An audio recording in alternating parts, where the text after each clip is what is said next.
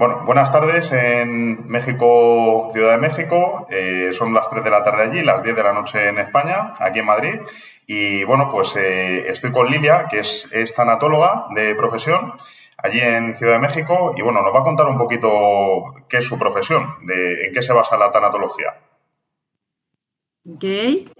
Hola, soy Lilia, soy la tanatóloga. Dime, Sí, nada, Lilia, la primera cuestión un poco que quería plantearte es que nos expliques en qué consiste la profesión de tanatólogo, que quizás es un poco desconocida. ok. Es la especialidad para tratar los procesos de duelo de cualquier pérdida. Los seres humanos llevamos pérdidas a través de la historia toda nuestra vida. Las pérdidas no solo son de familiares que fallecen, la pérdida del trabajo, cuando nos enfermamos, la pérdida de la salud, la pérdida de una mascota, inclusive cuando la gente se jubila, también pasa por un proceso de pérdida. Y la tanatología trabaja todas estas pérdidas a través de darle un sentido diferente al proceso de morir o al proceso de perder cualquier circunstancia. Vale, es muy interesante esto que planteas porque efectivamente muchas veces no consideramos un duelo el perder un trabajo, el perder cualquier comodidad que podamos tener en nuestra vida o salir de la zona de confort simplemente realmente puede suponer una pérdida y efectivamente centramos mucho el duelo y el proceso de duelo en la muerte, pero efectivamente hay muchas otras pérdidas que también suponen para la persona, pues desestabilizan mucho su ecosistema. Entonces, es muy interesante que pongas el foco ahí. En cuanto a la parte de la muerte, que digamos es un poco a la que asociamos todos el proceso de duelo. Hablamos poco de la muerte, quizás es que no la tenemos naturalizada. Efectivamente, se ha convertido en un tabú a lo largo de nuestra vida. Normalmente cuando crecemos en un núcleo familiar, siempre nos dicen la mayoría, bueno, al menos acá sí se acostumbra decirnos a los niños que tenemos la vida por delante. Y nunca le hablamos a los niños de que algún día vamos a morir, ¿no? Inclusive hay familias que cuando muere el abuelo, muere algún familiar, no se los dicen o no lo participan, porque el niño no entiende, no sabe, ¿no? Bla, bla, bla. Y otra cosa también que se maneja mucho esto de decir a los niños, por ejemplo, tu papá se fue al cielo, ¿no? Este tipo de cosas. Los niños no entienden el proceso de morir. Hasta más o menos de los 6 años en adelante, los niños es cuando más o menos empiezan a comprender este proceso de morir. Y en el caso de los adultos, inclusive es también bastante intenso porque mucha gente detiene a sus familiares enfermos en enfermedades graves o largas porque no quieren enfrentar el proceso de que el familiar se vaya. Y mantienen al enfermo o al familiar en una agonía alargada inútilmente porque no lo dejan ir, porque no quieren enfrentar ese proceso. Porque dejarlo ir es un acto de amor y eso es algo que la gente como que todavía, o sea, están todos esos mitos, ¿no?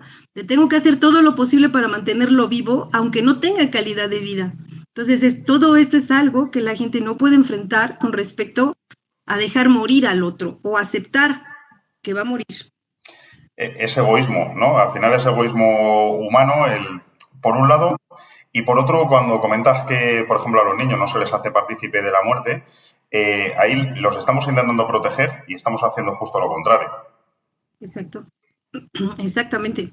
Digo, yo he tenido casos, perdón, donde a los niños no saben cómo explicarle la muerte del papá, por ejemplo, ¿no? Entonces, bueno, si son muy pequeños, en algunos casos me ha tocado hablar con los niños, entonces explicarles, pues mira, es que a veces la gente se muere y la gente se queda dormidita y se muere. Y entonces, ¿qué pasa cuando se mueren? Ok, la gente se convierte en polvito, porque en este caso habían cremado al papá. Entonces, tu papá ya se convirtió en un polvito y luego están guardando en esta cajita, ¿ok? Y el niño empezó a entender que la ausencia del papá ya no la vio de una forma patética, dolorosa, este sentido de pérdida inútil y de sufrimiento, sino que entendió que su papá se quedó dormido y se convirtió en polvito. Y entonces eso le permitió al niño empezar a enfrentar el proceso de duelo, ¿no? Correcto. Entonces hay que hablarles como que en su idioma, de una forma que ellos puedan entenderlo, pero hay que hablarles, porque este mito de no debemos hablar de la muerte, ¿no? Inclusive hay familias que dicen, en esta casa no se habla de la muerte porque no la llames, ¿no? Toco madera. Ya. Es lo único que tenemos seguro en la vida es morir. Sí, efectivamente, por desgracia es así. Pero sí que sería bueno irnos entrenando a lo largo de nuestra vida para ese momento y para saber enfrentarlo cuando llegue. Realmente, a ver, nunca vas a saber enfrentarlo al 100% porque no sabes cómo va a ocurrir, si va a ser repentino, si va a ser algo largo, si va a ser agónico. Pero efectivamente, el hablar de ello naturaliza y al final, pues eso hace que cuando llegue ese proceso nos facilite el asimilarlo, ¿no? Así es. Y la verdad es que sí es un acto de amor aceptar la muerte de alguien. Y entender también que cuando alguien fallece, si es un familiar en este caso, somos su legado. Entonces la muerte del otro no es algo inútil. Y también es algo que la gente cuando está enfrentando esto, es tan intenso el dolor que lo primero que preguntan es, ¿por qué a mí? ¿Por qué se murió él que era tan bueno? ¿Por qué se murió mi mamá que era tan linda? Entonces, pues, nos vamos a morir todos. O sea, la muerte no es un castigo, es consecuencia de estar vivos. Eso Muy, es importante. es muy buena y vamos, súper gráfica esa frase. Eh, hay un tema ahora que con la pandemia pues está sucediendo mucho, que son los duelos inacabados. Es decir, hay cuando no puedo despedirme del... Ocurre en otras circunstancias de la vida, pero es verdad que ahora le está pasando a mucha más gente que por desgracia, pues o por las medidas de protección, o por falta de tiempo, o por aislamiento, o por falta de medios, no han podido despedirse de un ser querido. Y ahí el duelo es diferente, ¿verdad? Sí, sí. Bueno, los duelos tienen varios nombres, pero finalmente son duelos. En este caso sí es muy intenso cuando la gente no se pudo despedir del familiar. Aquí en México la mayoría de la gente que murió por COVID en hospitales se los entregaron ya en una urna, ¿no? Entonces dicen, pues es que vi que entró al hospital y nunca lo volví a ver y entonces empiezan los hubiera. Es que hubiera preguntado, hubiera entrado, hubiera. Los hubiera no existen definitivamente, ¿no?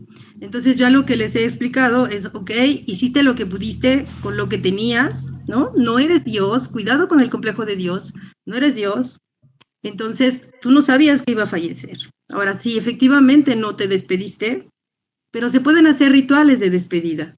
Se pueden hacer una misa, un rezo, una carta, según lo que cada quien crea y a su manera, puede hacer un ritual de despedida. Y esto hace como un cierre. Pero sí es muy intenso. Ahora con lo del COVID, digo, que además, pues a todos los tomó por sorpresa, ¿no? Porque era de que la gente se enfermaba y adiós, ¿no? Entonces sí fue como muy rápido, fueron muertes muy rápidas, muy sorpresivas. No hubo tiempo de un proceso. Sin embargo, no significa que la gente tenga que quedarse en esa desesperanza o en ese sufrimiento inútil. Podemos darle un sentido a la muerte de la persona. Algo también que yo les ayudaba diciendo es, bueno, ok, aquí lo importante no es cómo murió o por qué murió, sino qué vida tuvo esta persona, qué vida tuvo mi familiar, ¿no? Tuvo una buena vida, al final, ok, se casó, fue tu papá o fue tu mamá, tuvo nietos, vivió su vida hasta donde le fue posible, hasta donde le tocó, ¿no? Entonces, tomar en cuenta también esto, que el que se va no nos deja su tristeza, no nos deja el sufrimiento, nos deja todo su recuerdo y nos convertimos en su legado, insisto. Sí, y además deberíamos tomar toda esa energía de esa persona que no puede ya seguir con nosotros y hacerla nuestra para potenciar nuestra vida y vivir nuestro día a día con más intensidad si cabe, viendo que esto en cualquier momento pues se acaba. Mira, una cosa así curiosa, hablando con mis hijos de estos temas, el otro día salió una noticia que el hombre más mayor del mundo ahora mismo es un señor español de aquí de León, que tiene 112 años. ¿Y eso qué quiere decir? Pues que todas las personas que después de este hombre, que han vivido 112 años atrás, ya no están. O sea, en 100 años se renueva toda la población mundial y eso es un poco asociado a la verdad, a la única verdad que decías antes, que todos nos vamos a morir. Eso es lo único que tenemos toda la certeza de que va a pasar. Así es, sí, sí, sí. Entonces, es que es esta cosa de ir como reaprendiendo a tomar la muerte como un proceso natural y a darle un sentido. Digo, sí, en una muerte inmediatamente nos va a doler, vamos a sufrir, sí, nos va a doler mucho y vamos a llorar y todo, ok. Pero hay un momento en que ya esto se va soltando. Antiguamente la gente moría en su casa, rodeada de sus familiares, ¿no? ¿Y qué pasaba? La gente se quedaba en un proceso de duelo largo, inclusive se vestían de negro y todo este asunto. O sea, se daban el tiempo de vivir el proceso de duelo. Ujú.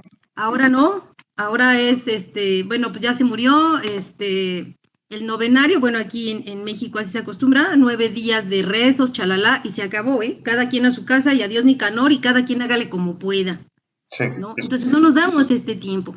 Y luego también estos mitos de que no llores porque no descansa el muerto, ¿no? O sea, es algo que yo les digo, primero hay que hacer contacto con mi emoción, con mi tristeza, con lo que siento, permitirme llorar, reconocer que estoy triste, sí, estoy muy triste por esta pérdida, ¿no?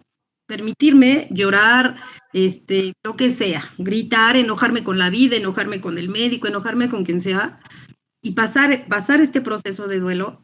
Y ya después, bueno, poco a poco todo esto irá bajando de intensidad. Porque el proceso de duelo, algo que la gente desconoce, yo pienso, es que el duelo lo vamos a enfrentar sí o sí. Nadie se escapa de pasar el proceso de duelo. Y otro punto importante aquí también como acotación es que el proceso de duelo no solo es aquí y en el corazón. Hay cambios bioquímicos en nuestro cuerpo cuando estamos enfrentando un proceso de duelo. Que eso también es bien importante.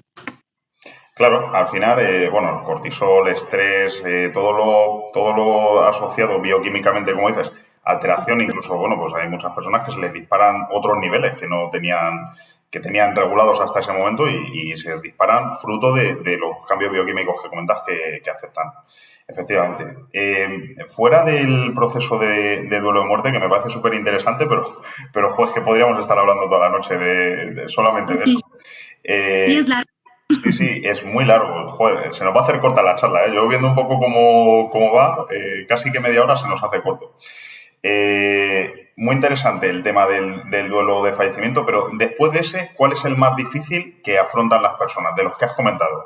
La pérdida de un trabajo, la pérdida de la pareja por separación. ¿Qué otro tipo de la jubilación? ¿Cuál es el más difícil o el que más te cuesta a ti tratar como tanatóloga? Es que en realidad considero que no es que haya sido como más difícil o que sean como más difíciles, es depende de las personas, Ujú. depende de cómo, de la vivencia y del cosmos de cada quien, Sí. ¿no? O sea, Ahí no hay uno que venga que digas, "Puf, un recién jubilado, difícil". no, es que a veces decimos, ¿no? Las personas que pierden un hijo, por ejemplo, dicen que es lo más intenso que han vivido porque ni siquiera hay un nombre para decir, no eres ni huérfano ni perdiste, me explico. Ujú. No hay un nombre para eso. Entonces dicen que es lo más intenso. Tú le preguntas a alguien que acaba de perder a su mamá, también el duelo de la pérdida de la madre es lo más intenso, ¿no? Entonces, esta intensidad la mide cada quien. Ya. Ahora, ahí sí la complicación viene de acuerdo a cada persona, sus creencias, su cosmovisión, muchas cosas al respecto. Hay personas también que me ha tocado pacientes que por pérdida de una mascota han Ujú. empezado a somatizar, porque además el duelo de una mascota es un duelo silente, así, vergonzoso. Que nadie se entere que estoy sufriendo por mi perro, porque todos me van a decir, ay, es un perro, ya supéralo. Pero para esa persona es algo muy importante. Entonces, es un duelo silente, así secretito. Y me ha tocado ver personas que han empezado a somatizar, se han empezado a enfermar y han terminado con una enfermedad porque no detuvieron esta somatización y se convirtió en enfermedad por un duelo de una mascota. Por ejemplo, entonces podríamos pensar que ese también es como muy grave. Es que como que cada uno tiene su importancia. Sí, sí. No, joder, es muy interesante esto porque efectivamente es vergonzoso cuando una persona pues se siente, porque además siempre tendemos a comparar, a decir, bueno, es un perro, no es un hijo, o bueno, es un perro, no es una persona, pero es verdad que al final hay personas para las que su mascota es su mejor amigo, entonces dices, joder, incluso una pérdida material puede generar un proceso de duelo, si es algo material, un coleccionista o gente que colecciona arte y sufre una pérdida, un robo o por un accidente en casa, pues pierde ese objeto material, puede llegar a sufrir un proceso de duelo por algo material también, no solamente por algo vivo. Sí, sí, es que en realidad cualquier pérdida te representa un duelo, cualquier pérdida. Cualquier pérdida de Lo algo importante, ¿no? Podríamos decir. importante, sí, sí, por supuesto, es lo que te represente un valor o un sentimiento. Sí. Entonces, en este proceso yo creo que lo importante para superar estos procesos de duelo es darle la importancia, tomar conciencia de que acabo de pasar por una pérdida, la que sea, trabajo, personas, afectos, lo que sea, un divorcio, ¿no? Lo que sea, tomar conciencia de que estoy pasando por este proceso y permitirme sentir, porque la mayoría de la gente es, no llores, no sufras, no sientas, ¿no? O sea, es más, a los niños así los educamos, o sea, cuando un niño empieza a llorar, ¿qué le decimos? A ver, no llores, tranquilo, ya pasó. O típico, no te enojes, a ver, tranquilo, no te enojes. Entonces empezamos a no sientas, no sientas, no Sí, sí. sientas. A limitar la Y así, emoción, a limitar exacto, la forma de expresión natural. niega tu emoción, Eso es. no bloquea. Entonces, cuando enfrentamos duelos o pérdidas, es lo que hacemos, bueno, pues ya total, ya pasó, bueno, pues ya otra cosa, va. Nanáis, esto se queda ahí guardadito, ¿sí? Como una bola de nieve, porque a lo largo de la vida se te van acumulando duelos. Ujú. Y después de eso, bueno, pues ya el momento que tú tengas un duelo más intenso, más significativo, pasas por todo el proceso, pero ya se te viene no el duelo que estás enfrentando ahorita, sino la historia de duelos que ya traías ahí.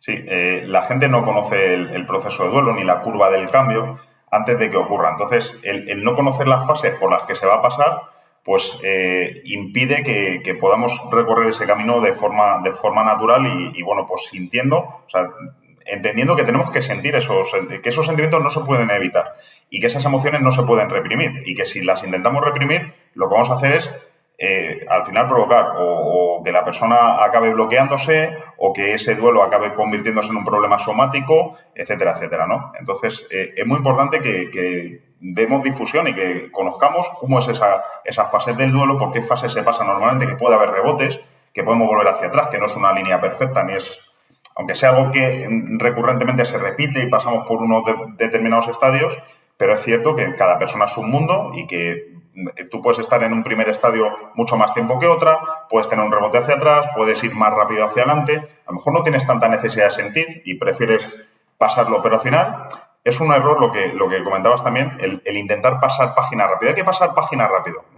Hay que pasar página cuando toque pasar página. No se trata de quedarnos encastrados en ese estado permanentemente, pero sí que cada persona requiere un tiempo y requiere unos plazos y se los tiene que dar a sí mismo. O sea, es algo que hay que vivir con una intensidad, porque un duelo es intenso. Entonces, cada persona lo tiene que vivir de acuerdo a su vivencia, a su experiencia, a sus emociones, al arraigo que ha tenido con esa persona o con ese Con ese vínculo. vínculo. Eso es, Uh-huh. etcétera.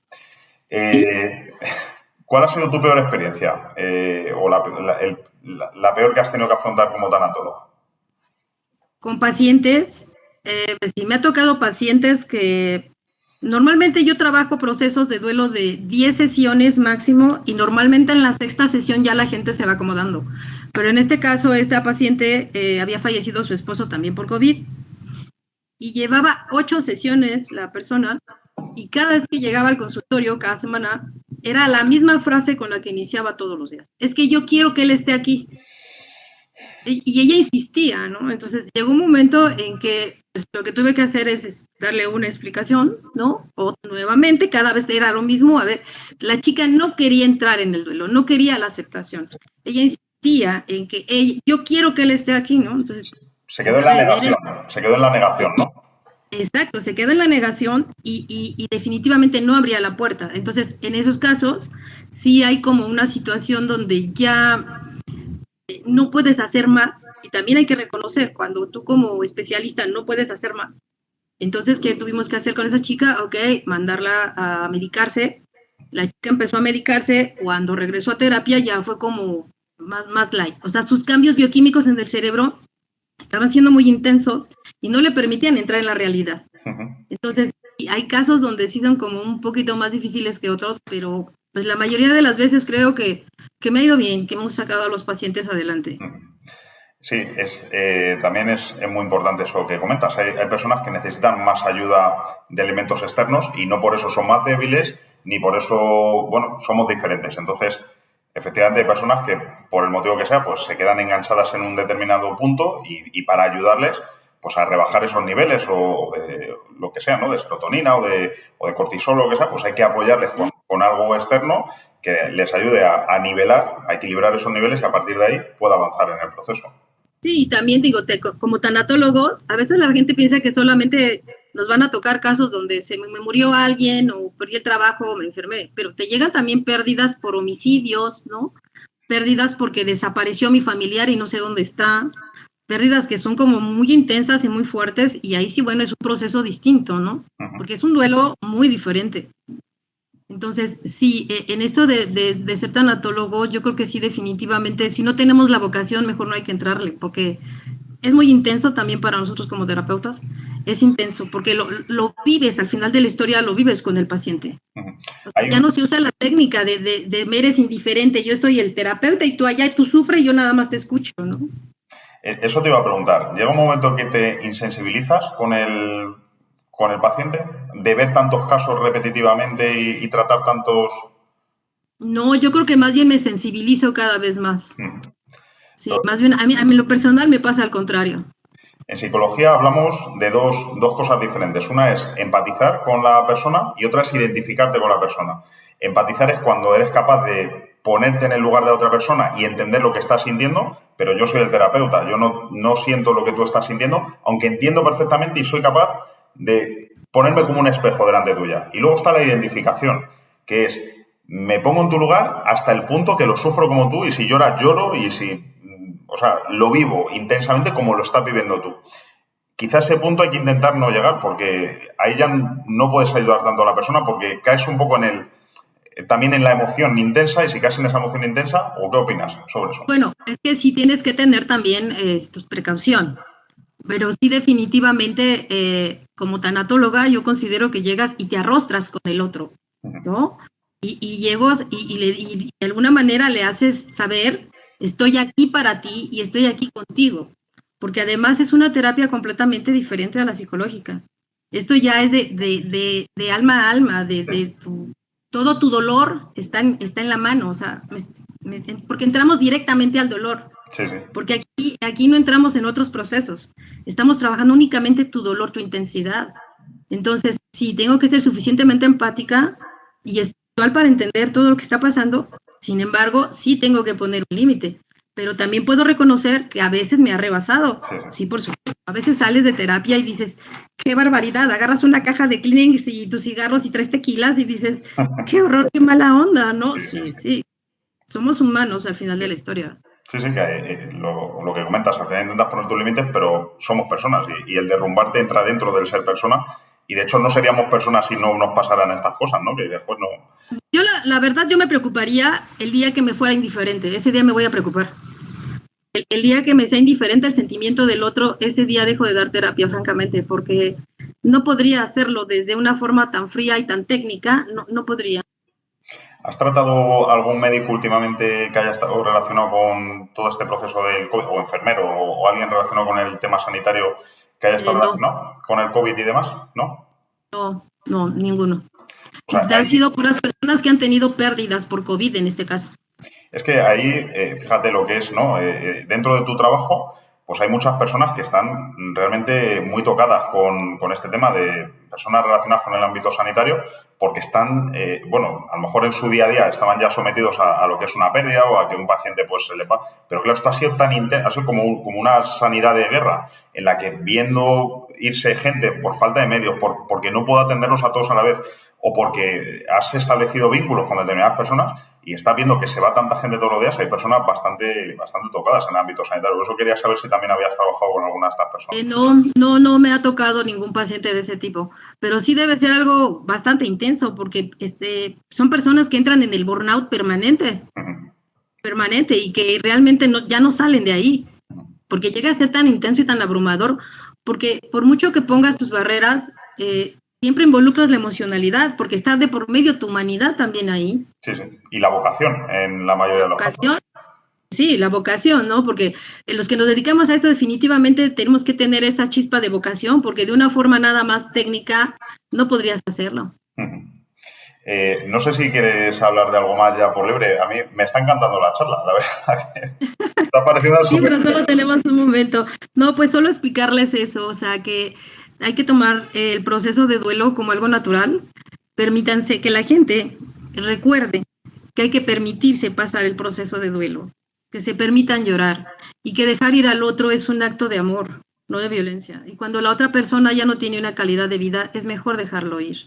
Y otra cosa bien importante, a lo largo de la vida tenemos muchas pérdidas y hay que tomarlas en cuenta.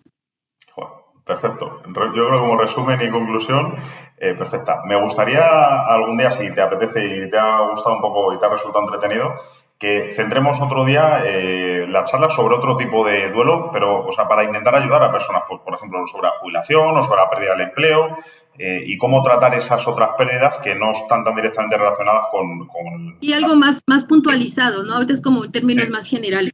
eso es. Sí, ¿Te parece? cómo no, con mucho gusto, con mucho gusto. Pues nada, Lilia, un auténtico placer.